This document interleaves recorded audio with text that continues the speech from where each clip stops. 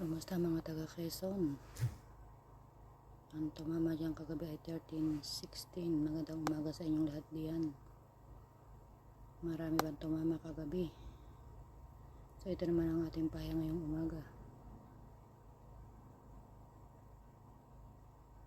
31, 25, 12, 35 at 19. So pwede nyo po yung pagsama-samahin, pwede nyo irambol at pwede nyo itambal sa inyong mga napiling numero ngayong umaga. So mga taga Quezon,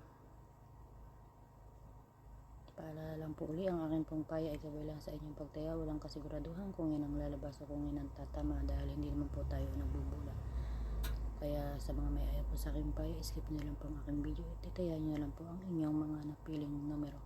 So pwede rin po itong magpumpiang,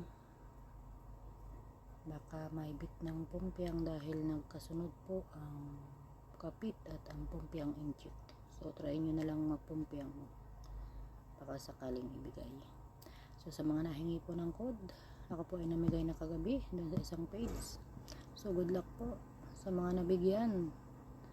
Try nyo pong tayaan at baka mamaya ay siya nang lalabas. So sa mga nahingi uli ngayong umaga, hindi po ako makakapagbigay. Mamaya na pong gabi.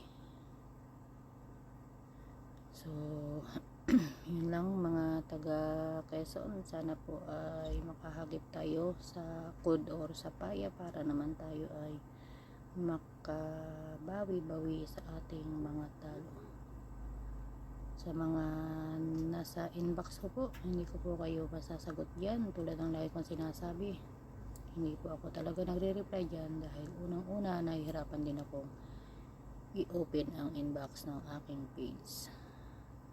At hindi po ako talaga nagre-reply dahil yan po ay para lang sa mahahalagang mensahe na nadating sa akin.